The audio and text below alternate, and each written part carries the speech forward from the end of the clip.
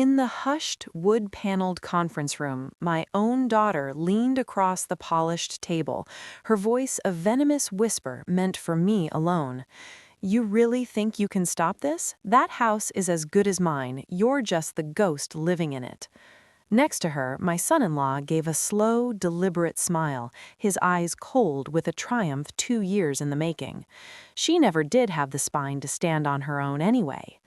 Vanessa adjusted the diamond tennis bracelet on her wrist, my bracelet, a gift from her father for our 30th anniversary that she'd borrowed from my dresser and never returned. She glanced at Daniel, then back at me, her expression one of pity so sharp it cut. "We're actually doing you a favor, Mom, you'll see." The estate lawyer, a man named Mr. Claiborne with a face like undisturbed pond water, cleared his throat and opened the sealed envelope I had placed before him moments earlier. He began to read, his neutral demeanor shifting. His eyebrows crept upward. Then a sound broke the tense silence, a low, disbelieving chuckle that grew into a full, resonant laugh. He shook his head, wiping at his eye.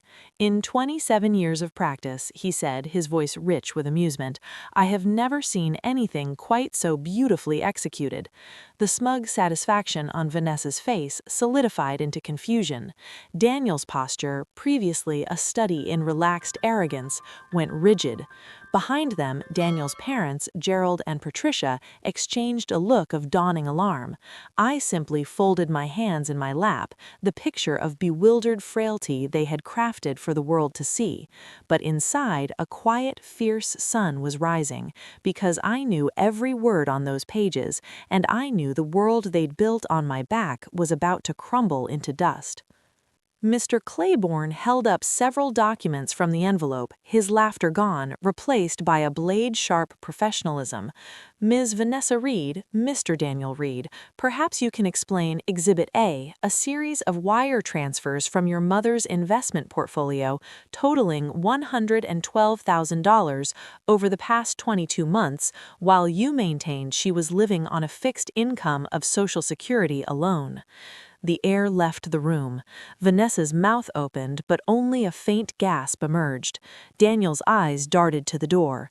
"Furthermore," the lawyer continued, "Exhibit B, a notarized deed of transfer for the property at 1847 Maple Creek Drive, dated 8 months ago, bearing a signature that forensic document analysis suggests is a practiced forgery of Mrs. Clara Evans's hand.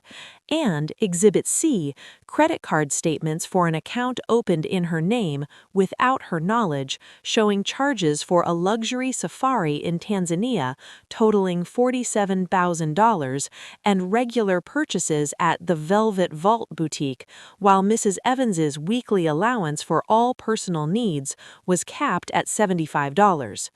Vanessa found her voice, thin and screeching. "That's a lie. She's confused. She agreed to all of it. We were managing her affairs because she couldn't." "Managing?" Mr. Claiborne held up another sheet. "By draining her retirement fund of $83,000 to cover the down payment on your Porsche Cayenne, Mr. Reed?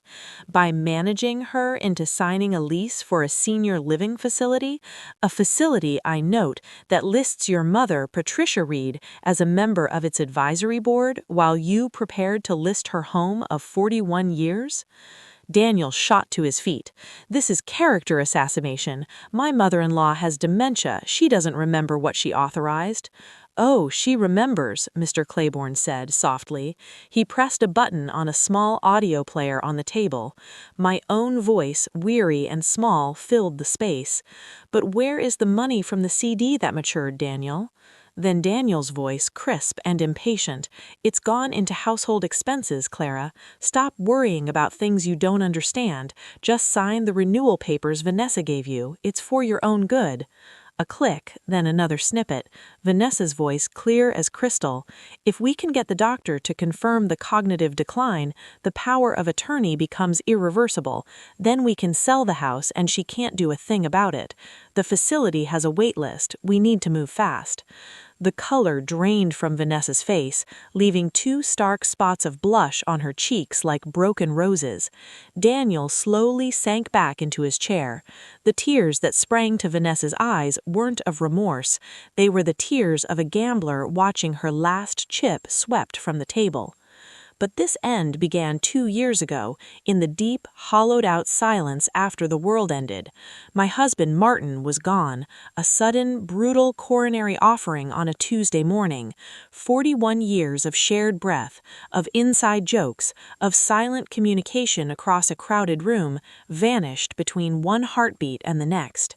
The house on Maple Creek Drive didn't just feel empty, it felt like a museum dedicated to a life that was over, and I was the lone, lost curator. Vanessa arrived on a bleak January afternoon, Daniel in tow. They brought a pot of white chili and a loaf of crusty bread that filled the kitchen with a scent that almost felt like comfort. She sat beside me on the worn floral sofa, taking my cold hands in her warm ones. "Mom," said Vanessa, her voice thick with concern, "you can't stay here. It's swallowing you whole. Dad wouldn't want this." Daniel nodded, his expression the picture of earnest care. "Mrs. Evans, we've talked it over. The guest suite above our garage is just sitting there. It's private, it has its own entrance, but you'd be right there with us. You wouldn't be alone in this big place." I resisted. This house was my skin, the faint pencil marks charting Vanessa's growth on the kitchen doorframe, the perennial garden Martin had lovingly tended, the stubborn stain on the living room carpet from the Christmas I'd spilled an entire bowl of eggnog. Every flaw was a memory. But Vanessa was persistent, her arguments wrapped in the soft, unassailable logic of worry. "The property taxes alone are crippling, Mom. The roof needs work. Mrs. Henderson down the street was robbed last month. What if someone broke in here, at night, with you all alone?" Her eyes would well up. "I can't sleep thinking about it." Daniel played the protective, sensible son-in-law perfectly. "It's no trouble at all. We're family. My own mom always says having an elder in the home is a blessing, brings wisdom and stability." I was brittle with grief, fragile with loneliness. I said yes. God, how I wish I could reach back through time and shake that weeping, agreeing woman. The first few months were a gentle landing. Vanessa would bring me coffee in the morning. Daniel would ask about my book club. We shared Sunday dinners. I felt adrift but tethered. The raw, screaming pain of loss dulled to a constant, heavy ache. I began to think maybe they were right. Maybe this was salvation. The first thread pulled loose in March. I went to refill my blood pressure medication. My credit card was declined. Flustered, I called the bank from the pharmacy counter. "Mrs. Evans," the polite, disembodied voice informed me, "this account was closed 6 weeks ago at the primary holder's request." "But I am the primary holder." "Our records show the account was converted to a joint account with a Vanessa Reed last year, and she has since closed it. Is there anything else I can help you with?" I drove back to their house, my hands trembling on the wheel. Vanessa was in the kitchen, unpacking groceries from Whole Foods. I told her, my voice shaking, hoping for an apology, a mistake to be rectified. She didn't pause in putting away the organic kale. "Oh, that. Yes, Daniel and I consolidated everything. Mom, you've never been good with money. Remember how Dad had to handle all the investments? You'd get those donation calls and just give away your credit card number. We're just protecting you. Your money is safer with us. We'll take care of everything you need." "But my medication—" "Already handled," she said, finally turning with a serene smile. "I set up autopay with the pharmacy. See, one less thing for you to worry about. You just have to trust us." The following weekend, Daniel invited me into his home office. The desk was neat, intimidating. He slid a document across to me. "Clara, we need to talk about Maple Creek. The taxes are delinquent. There's a lien. Keeping it is becoming a serious financial drain." "A lien? Martin always—" "Things slipped after he passed," Daniel said gently, as if explaining to a child. "It happens. The point is, holding on to an empty, expensive asset isn't prudent.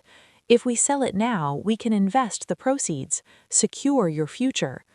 I don't want to sell my home. He sighed, a patient exhale. I'm not asking you to decide today, but in the interim, to prevent any more penalties, I need you to sign this limited power of attorney. It just lets me talk to the county assessor and the bank on your behalf.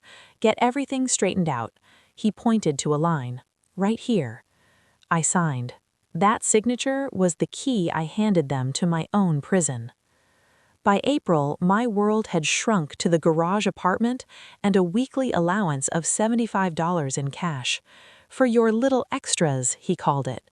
My extras included my hair appointments, my few magazine subscriptions, any coffee with a friend, and the occasional new item of clothing.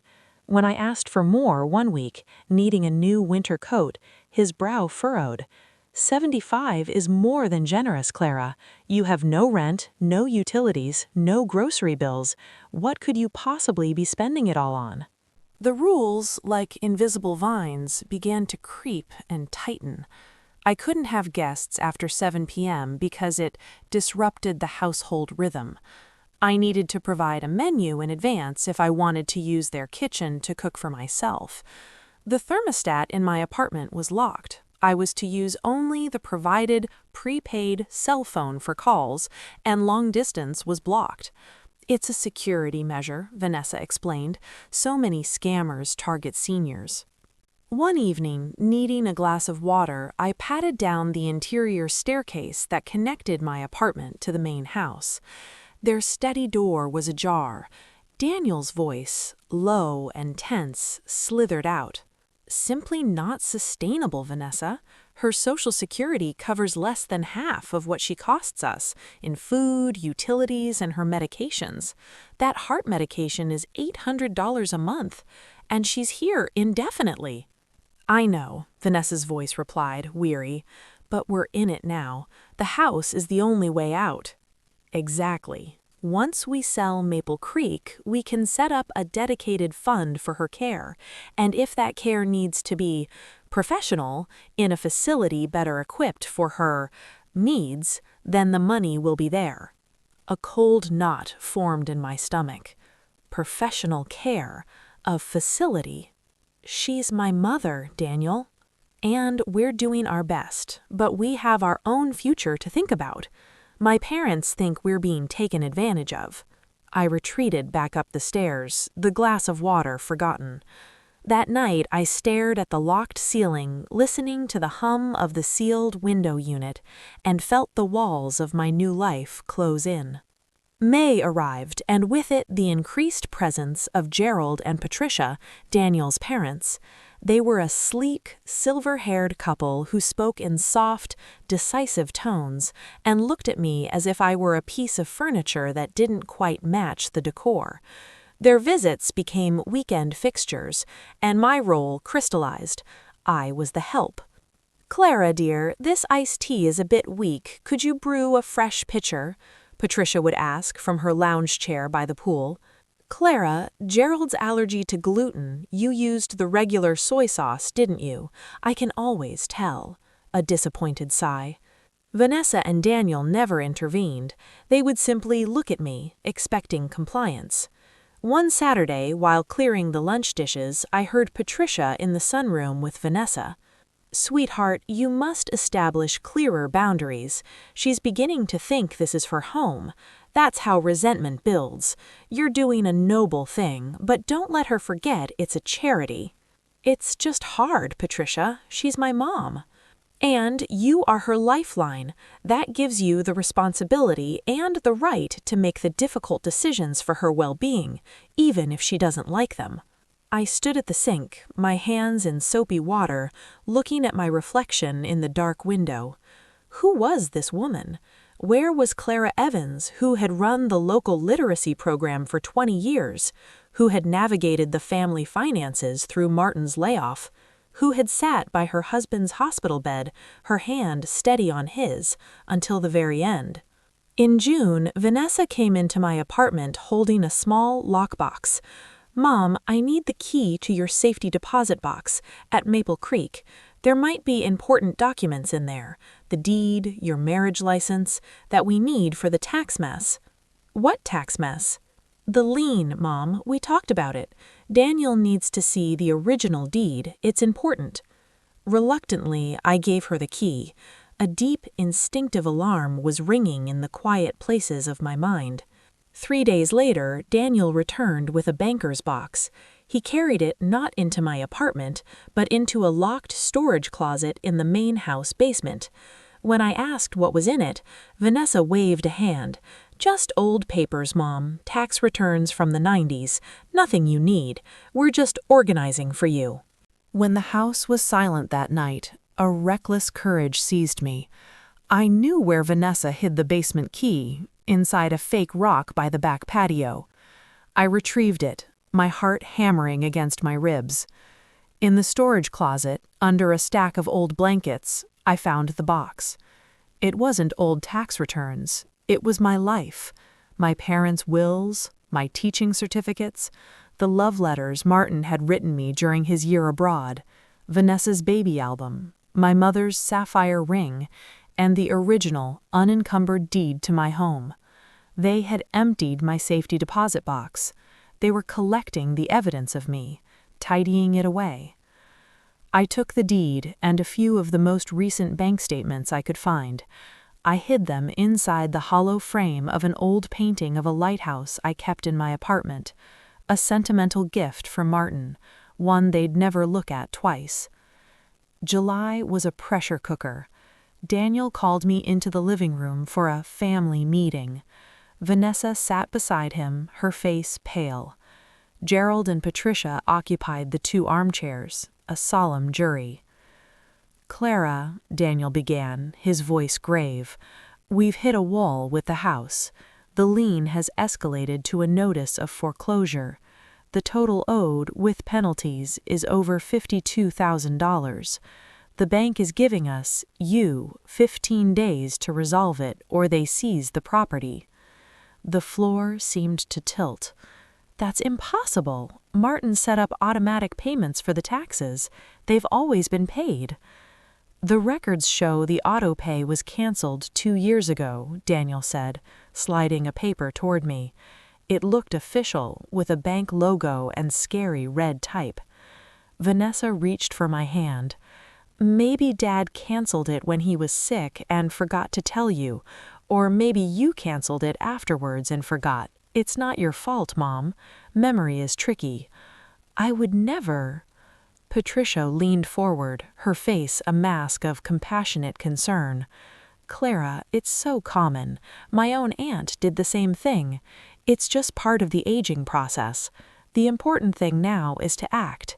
Daniel has found a buyer, an investor who will take on the debt and the property as is. He's offering $135. The number hung in the air, absurd and insulting. The house is worth at least $400,000. "Not with a foreclosure hanging over it," Gerald stated flatly. "This offer is a lifeline. Take it or you get nothing." "I want to talk to the bank myself." "You can't," Daniel said, a note of finality in his voice. "And frankly, Clara, given your emotional state, the bank wouldn't talk to you anyway. It's for your own protection." I sat there, surrounded by their 4 faces, and saw the trap, elegant and complete. I had signed my way into it. I stood up, my legs unsteady. "I need to think." "There's no time to think." Vanessa's voice rose, sharp with panic. "Don't you understand? If we don't accept this offer, you lose everything. You'll have no equity, no credit. You won't even be able to rent a studio apartment." "Where would you go?" Patricia asked softly, the knife twisting. "You can't stay here forever. This isn't a permanent solution." I fled to the small fenced patio behind my apartment. I sank onto a plastic chair, the July sun beating down on my bowed head. The tears came then, hot and silent, for Martin, for my home, for the daughter I thought I knew. "Clara, good Lord, is that you?" I looked up, wiping my eyes hastily. Over the fence, my old neighbor from Maple Creek Drive, Leo Henderson, stood with a trowel in his hand. He and his wife, Marie, had lived 3 doors down for 30 years. "Leo," I choked out. His kind, wrinkled face creased with worry. "Vanessa told us you'd moved into assisted living, said you needed full-time care. We've been calling, but the number she gave us was disconnected." A fresh wave of horror washed over me. "No, I'm here, with them." He looked toward the main house, then back at me, his eyes narrowing. "Clara, are you all right in there? Marie and we've been worried sick. You just vanished." The simple, genuine concern shattered my last reserve. "No, Leo, I'm not all right." The story spilled out in a hushed, frantic torrent. The money, the controls, the lies about the house, the talk of facilities. Leo's expression grew grimmer with each word. When I finished, he glanced around and spoke low and fast. "Listen to me. This has a name. It's elder exploitation. My sister went through it with her son. There's a lawyer, a woman who specializes in this. She helped Marie's cousin. You have to talk to her." He fished a crumpled receipt and a pen from his pocket, scribbled on the back, and pushed it through a gap in the fence. "Her name is Miriam Thorne. Call her, today." I pocketed the paper just as the patio door slid open. Vanessa stood there, a smile plastered on her face that didn't touch her cold eyes. "Mom, who are you talking to?" She strode to the fence. "Oh, Mr. Henderson, how nice to see you. Mom's just had a bit of a spell, I'm afraid. The heat doesn't agree with her. Time to come inside and rest, Mom." Leo met my gaze one last time and gave an almost imperceptible nod. "Call." That night, at 2 a.m., I crept down to the main house kitchen. Using the landline phone, its cord coiled like a lifeline, I dialed the number. Miriam Thorne. The voice was calm, clear, no nonsense. "My name is Clara Evans. Leo Henderson gave me your number. I think I need help." For 30 minutes, I whispered my story into the receiver. The silence on the other end was attentive, heavy. When I finished, Miriam spoke. "Mrs. Evans, what you're describing is a textbook case of coercive control and financial exploitation. But to stop it, I need evidence. Do you have any of the documents you signed? Bank statements? Anything with numbers, dates?" "I have some. Hidden." "Good. That's your first act of self-defense. Now listen carefully. You must become the woman they think you are, the confused, compliant mother. Do not confront them. Do not let them suspect anything has changed. Let them talk. If you can safely record them, do it. Your prepaid phone may have a voice memo function. Check it. They monitor everything. Then we'll be creative.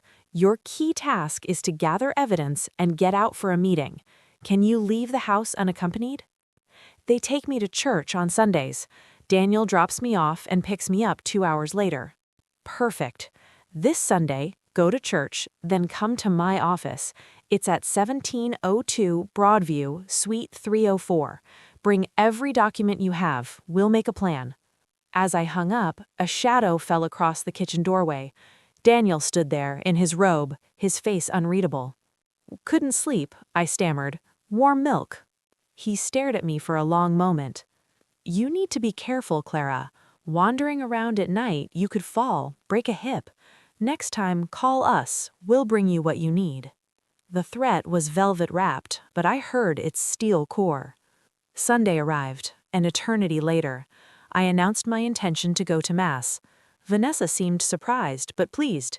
"It'll be good for you," she said, almost kindly. Daniel drove me, his silence oppressive. "I'll be right here at 11, he said, pulling up to the stone steps of St. Michael's. "Don't wander off. Call if you need anything." I walked into the cool, incense-scented dimness of the church, waited until I saw his car pull away, then slipped out the side door. I walked the 6 blocks to the Broadview building on legs of jelly. Miriam Thorne's office was efficient, lined with law books and case files. She was younger than I expected, with sharp green eyes and a direct manner. She shook my hand firmly. "Clara, show me what you have." I spread my salvaged documents on her desk. She pored over them, her pen scratching notes. "This limited power of attorney is extremely broad, and this joint account form, you signed this in February of last year?" I signed so many things. Daniel always said, "Just initial here, sign there, it's just a formality." "These formalities gave them the keys to your kingdom," she said grimly.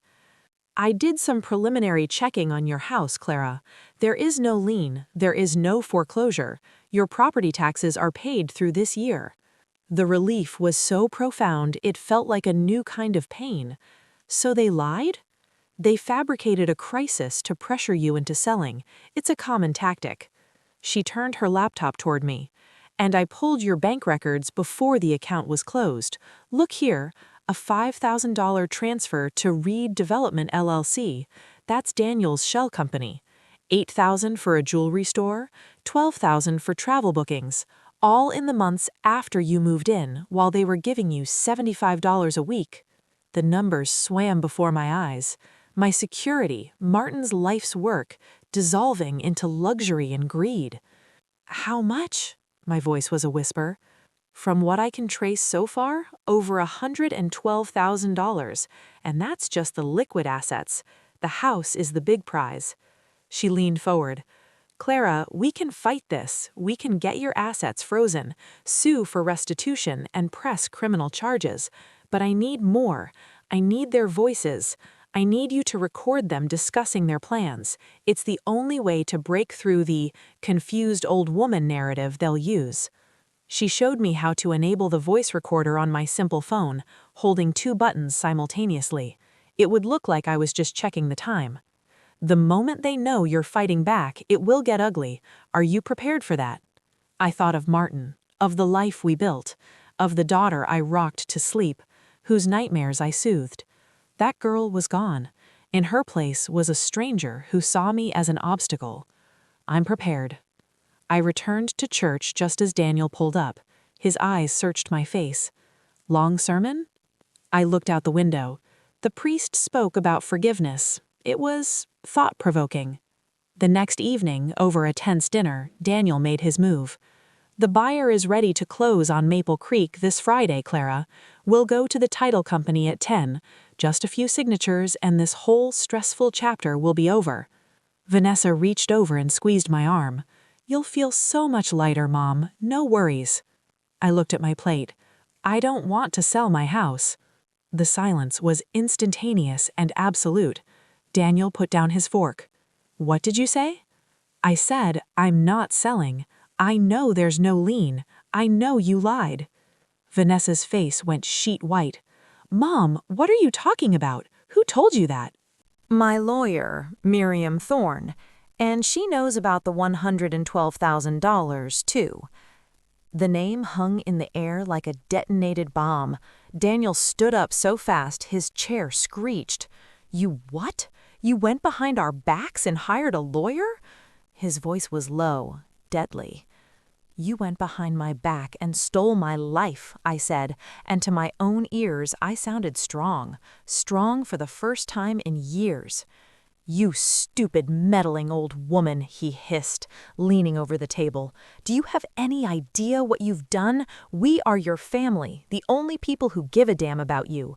You torpedo this and you will die alone. Is that what you want?" Vanessa was crying now, hysterical tears. "Mom, please, you're being manipulated. This lawyer is just after your money. We can fix this. Just drop it, sign the papers, and we can go back to how things were." How things were? I looked at my daughter, really looked at her. "You mean when I was your prisoner, your piggy bank? No, Vanessa, I'm done." Daniel's raised hand trembled with the effort not to strike me. "Get out," he seethed. "Get out of my sight." I returned to my apartment, my heart hammering. I fumbled with my phone, starting a recording. Minutes later, I heard their raised voices from downstairs, muffled but clear through the floor vent. "To a court order freezing the accounts. How did she even do this?" Daniel, roaring. That neighbor, Leo, I knew it! Vanessa, shrieking. What do we do? The title company expects us Friday. We've already spent the projected equity. We have to discredit her. We get Dr. Albrecht to do an emergency competency eval. We have her declared incapacitated. If she's incompetent, her legal actions are void. Daniel, that's extreme. It's that or prison, Vanessa. Do you understand? Fraud, theft, exploitation. We could lose everything. I stopped the recording, my hands ice cold. Plan B, emergency evaluation. They were going to try to lock me away. The confrontation came the next morning. A process server arrived at the door with subpoenas for their financial records and a notice of the civil suit Miriam had filed. The police came an hour later, delivering a restraining order that barred them from accessing my remaining assets or attempting to remove me from my residence without a court order. The house exploded. Gerald and Patricia arrived, their calm veneer shattered. Patricia pointed a bony finger at me. You vicious, ungrateful creature, after all they've sacrificed for you. Sacrificed, I found my voice, loud and clear. You mean the sacrifice of taking my money, of planning to commit me, of treating me like a servant in your daughter's home? Vanessa sobbed on the staircase. Why are you doing this to me? I'm your daughter. Where was my daughter when her husband called me a stupid old woman? Where was she when you all decided my life was yours to dispose of? Your father would be ashamed of you. It was the only thing I could have said that would hurt her more than any lawsuit. She flinched as if struck. That night I called Miriam. I need to leave now. An hour later, Leo and Marie Henderson pulled up quietly to the curb. I threw my single suitcase in their trunk. I did not look back at the darkened house. The shelter for seniors, Haven House, was a discreet brick building in the city's oldest neighborhood. The director, a formidable woman named Rosa, hugged me as if she'd been waiting for me. You're safe here, Clara. Your room is yours. Your lock, your key. The room was small, a bed, a desk, a window looking onto a courtyard garden. It was the most beautiful place I'd ever seen.